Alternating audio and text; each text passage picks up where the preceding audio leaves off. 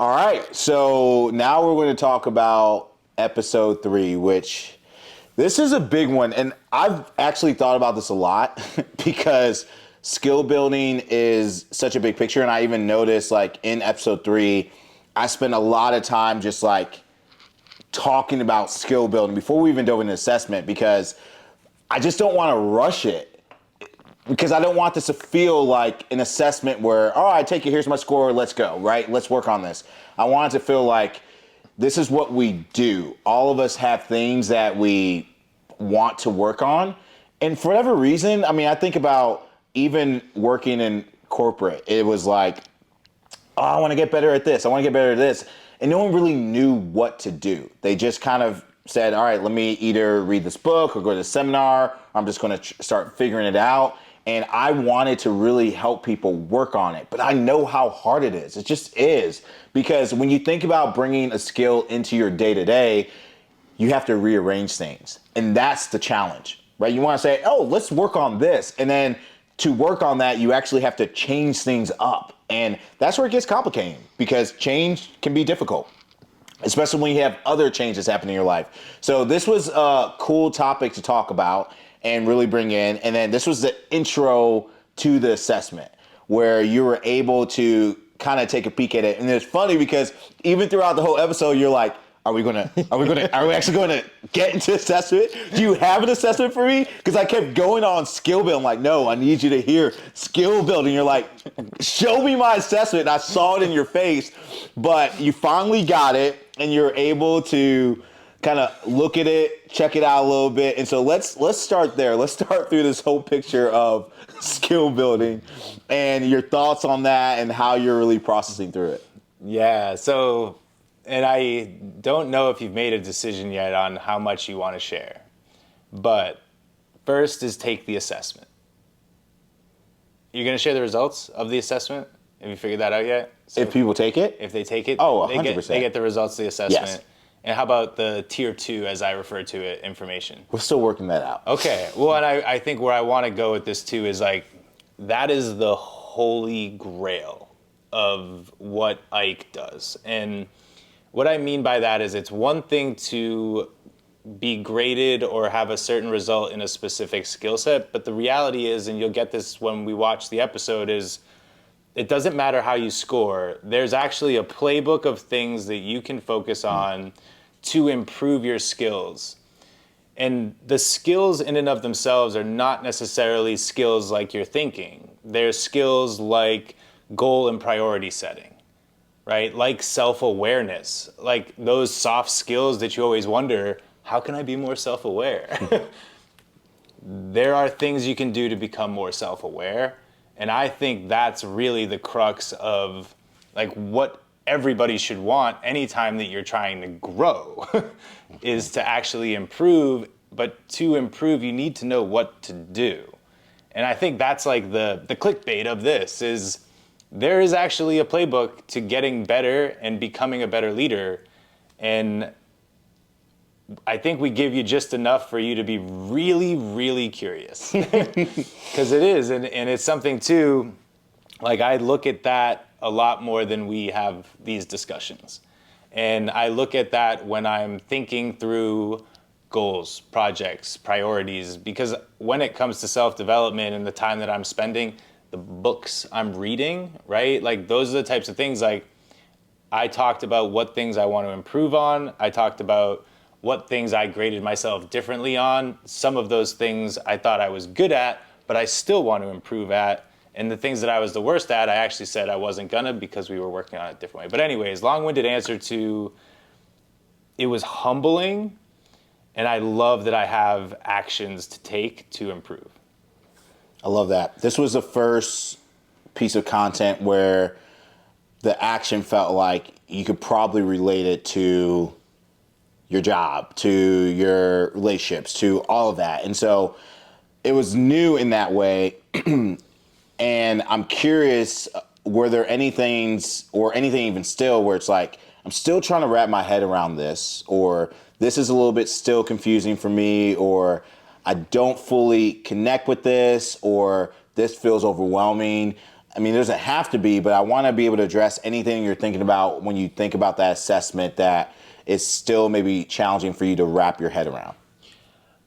And without getting too ahead of ourselves, I love the wrapper of reflection and prioritization, right? Like that concept in and of itself around self-leadership has been really, it's like the missing piece that's really apparent, but you have to keep it front and center when you're looking at these different skills that we walk through in this episode.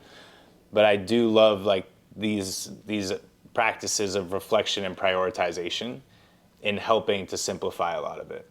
I think the biggest thing for you and I as we continue our coaching sessions on or offline is just really this elaborate planning, right? This goal setting, and what I almost chalk up to like, how do I wrap purpose into the skills that I'm working on too?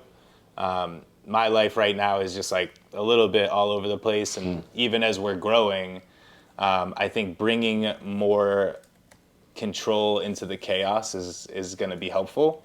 And I think it's going to also help expose some of the skills that I didn't do so good on.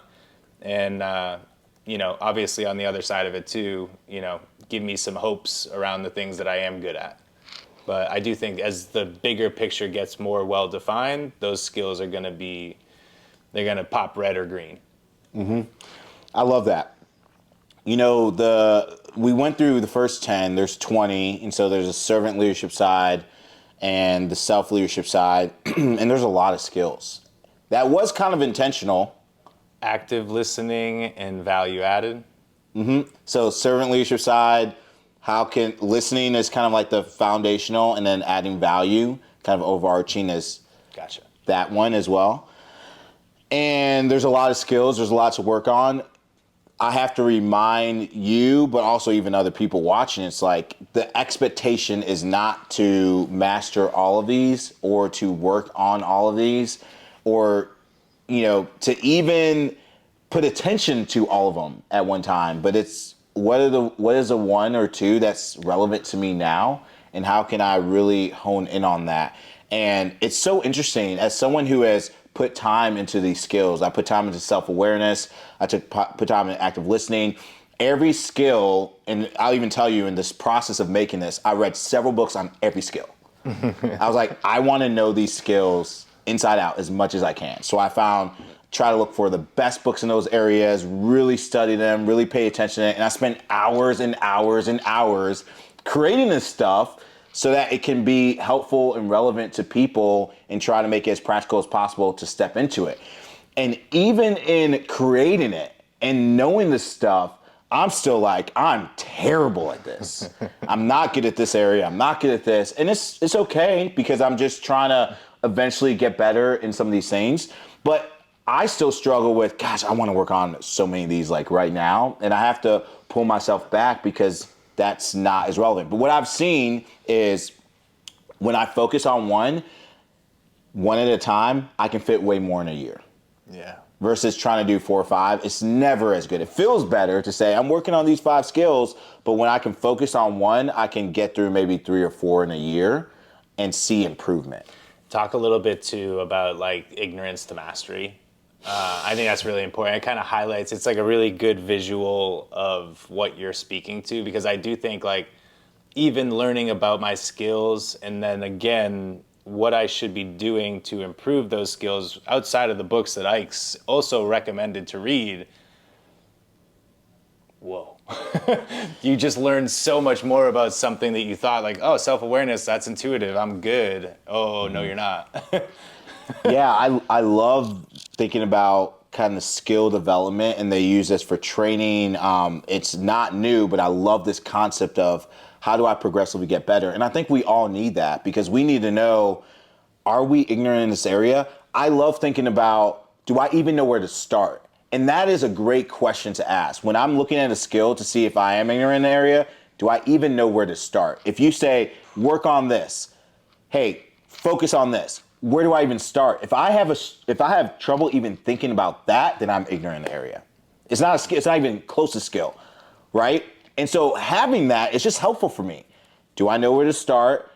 Do I know where to start, but it's overwhelming? then there's like this process of, okay, maybe I'm not at that base level, but I'm incompetent, but I am aware that I'm incompetent, and that's okay. I know where I could probably start, but it's so overwhelming, I don't even kind of know how to navigate it. But I love this picture of I can work with anybody in any of these areas. But once you get to this learning phase, which is what I want most people to get to, it's this picture of, okay, I know that I'm not the best at this, but I know that I'm working on it and how to work on it. And that is a powerful place to be. So first, let's get you to a place where if you believe you're good at it and you're not remotely good at it, that's an issue. So I want to make sure in the assessment, I gave enough context to each skill to where even after they take it, I've had people score so highly in areas on the assessment and they go through the rest of it and they're like, oh, wow, I didn't realize this skill had all this stuff. And then they're like, okay, I'm not as good at this as I thought I was. And that's what I want people to see. It's not to shame people, but just to get content because, not content, to get Conscious. I guess more conscious of that, more conscious of where they are, because once you get there, then I can help them learn. Yeah. If they're not conscious of where they are, it's so impossible to help them learn because they're thinking they're here. They're like, I don't need to work through this because I'm already here. I'm like, no, you're not. You're actually at the starting point, but you have to be able to see this first. Maybe it's like if you comment on this video, we'll share the additional information that'll cause you to get deeper into the rabbit hole. Sure, yeah. It is a rabbit hole. But it's awesome, right? And I think there's the skill and then there's the consciousness. And I think, mine was learning on the fly, where like when I first got my results, I was like, that's wrong. I think we even decided that it was wrong. And yeah, I was like, I second guessed myself. And I went back, I was like, no, actually, I was right. Yeah, you texted me later, I was like, no, by the way. And then again, when you see the things that go into that, sticking with our themes, awareness, honesty, consciousness, not my best skill set. And I think that was also the one I decided not to intentionally work on, but I had a good reason, and it was because the key aspects of it that I was missing were really prevalent in some of the other skills that I did decide to work on. So I think it is congruent, and I think the things do work together as well. And just as you mentioned, like people have to make a decision on where they want to allocate their time. Mm-hmm. This is what gets me excited about you as you build your business, because I love thinking about like, what are things I'm going to master? Mm-hmm. Because those are things special and unique to me. And when I think about mastery, I think about who I want to be. I want them to connect to who I want to be. When I think about their skill there, I want to be able to lead from that place, but I'm okay with being consciously incompetent in areas because I can hire people who can really shine in those areas and I learn from them. Yeah. I love that. And I think just tying everything that we talk about back to who you're trying to be. Like there's a really cool vocab word that I can't think of on the fly, as we know, but it's like the North Star, right? It's just something that will help simplify what skills you want to work on, what's the importance of your reflection, what your priorities are, what your goals are. Know who you're trying to become. I'm with you, bro. And before you close, I want people to know that I know it's a lot. You hear this episode and you see all that, you're like, whoa, that's a lot. And I would just encourage people to we will simplify it more and more. I'm literally, as we speak, working on ways to simplify, to make it easier to see and clearer and all of that. But in the same sense, I want people to really commit to their development. And these are tools that can be super helpful in your development. And you nailed it. Once you understand who you want to be, this stuff is like, I got to have it.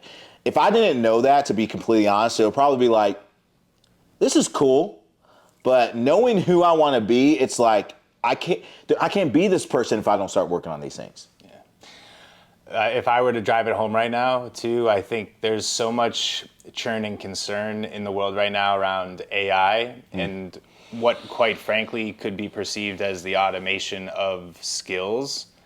everything that we're talking about are things that there will never be AI to replace.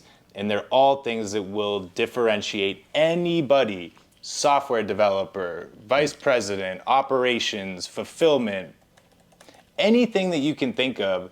These are the types of skills that it's worth your time to learn more about and allocate time to them if they're in line with who you're trying to become. And I can't say that enough, because when I was taking the skill assessment, I was like, you know, and this is a bad example, like, I wonder how good I am at Microsoft Excel, but you get this back and you're like, these are character traits. These are character traits that everybody should want to improve on, and finding a way to bring the improvement process into a life of who you're trying to become, it's a hack. That was a great closing. I didn't mean to. I just figured if we got AI in the chat, we'll get a better algo score, and maybe they'll actually. But that is such a great point, man. It's like, these are things that they're never going to fade. We're always going to need it. And I genuinely worry about it because, like, again, we are a generation now of relative masters, and we're trying to figure out who we want as squires and people that we can spend time training. And a lot of these people are wasting their time doing things that will be automated, and so few people are taking time to read the right books or to understand how to improve their self-awareness or how to actually set goals and break them into priorities. Like, those are the types of skills that will always differentiate you in any industry, in any job. That's really important. Really important. It's good, man. I love it. Good luck with your VLOOKUP. It's a Microsoft Excel joke. I know it. I know a little Excel. A little bit Excel.